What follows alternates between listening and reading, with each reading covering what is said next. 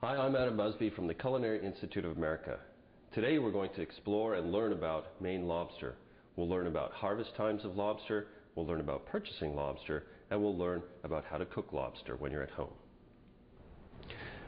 There are many different types of lobsters available, but the true lobster from the east coast of America is Homarus.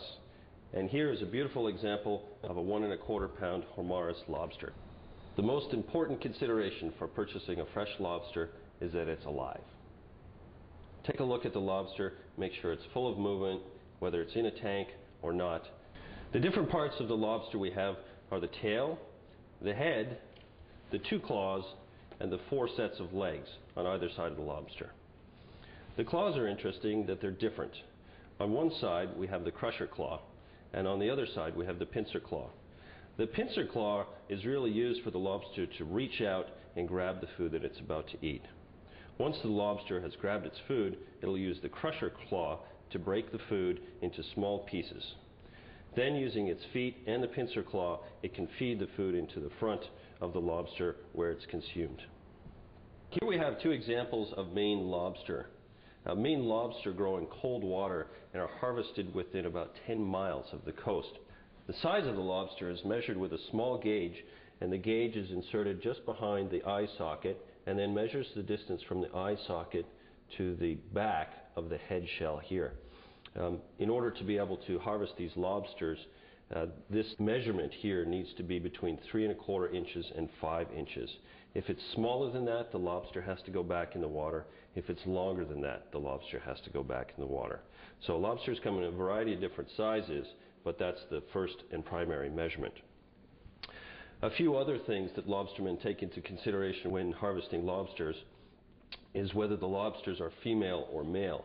A female lobster that has an egg sac underneath its tail flukes here will also have to be returned to the water. But before it's returned to the water, the first right tail fluke here will be notched with a knife, and a small V will be cut out of it. This is so that if this lobster is caught again during that year or in future years, the lobster fisherman will know that this is a good breeder and a good producer. Therefore, this lobster is not to be harvested. And this is part of Maine's program to keep lobster as a renewable resource so that it'll be around for generations to come.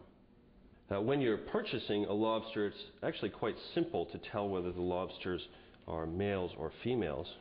In the lobster tails, these flukes here are called swimmerlets, and the very first pair of swimmerlets are how we tell whether a lobster is a male or a female.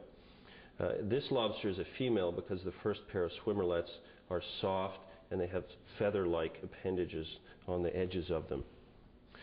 This lobster here, by contrast, is a male, and we can tell by looking at its swimmerlets that they are firm. The next consideration when purchasing a lobster is the size. Here I have an example of a cull, and what a cull is, it's a lobster that is missing 1 claw. Now, lobsters are unique in the fact that they have an ability to regrow missing legs and missing claws, but this one was harvested and missing a claw, so this would be purchased as a cull. This is a small lobster, about 1 pound, and this would be called a chicken. If it was slightly larger, about 1 1/4 pounds, it would be called a quarter. A select is 1 1/2 to 2 1/2 pounds, and then jumbos are 2 1/2 pounds and over. On average, a lobster grows about 1 pound every 8 years. Here is an example of a spiny lobster. Spiny lobsters are different from Maine lobsters in several ways. First of all, they come from warmer water. Spiny lobsters are harvested from Southern California right through Mexico and the Caribbean. The main difference you'll see between the Maine lobster and the spiny lobster is, first of all, the fact that there are no claws on the front of the lobster. The Maine lobster is revered for its succulent, juicy meat in the front claws and the tail, whereas this spiny lobster from the Caribbean, the main meat is focused in the tail. The spiny lobster is not usually found whole like this in the marketplace, but instead, 9 times out of 10, you'll find the tail. The tail of the spiny lobster is usually removed from the lobster and frozen and brought to market that way. If you see it in the display counter, many times it is defrosted, and as a result of this freezing and thawing process, one normally finds that the spiny lobster is not as juicy and succulent as the tail or claw meat from the Maine lobster. Although lobsters are available year-round, wintertime is when they're at their low season. During the summer months, July, August, and September, lobsters molt or lose their shell. As they regrow the new shell, the meat inside the lobster is a little softer and a little more watery. From September through December, lobsters are at their peak season. Their shells are hard and the meat is juicy and succulent. In order to get the best fresh lobster, one should be sure to get lobsters from Maine.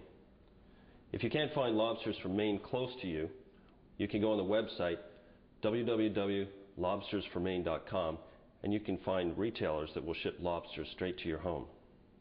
Once you get the lobsters home, we recommend cooking them immediately. But if you need to store them, lobsters can be stored for up to a week. Storing the lobsters should be in a container that's large enough to allow them space to move, but they should also be covered. Ideally, one would use seaweed for this, but if you don't have seaweed, you can use some damp newspaper.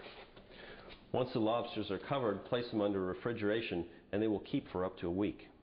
If you notice the lobsters starting to become sluggish, you should cook them immediately. There are a variety of different ways to cook lobsters, and during this series we'll explore many of the different ways that can be done. So join me in this video series as we explore the many ways that you can cook and enjoy Maine lobster.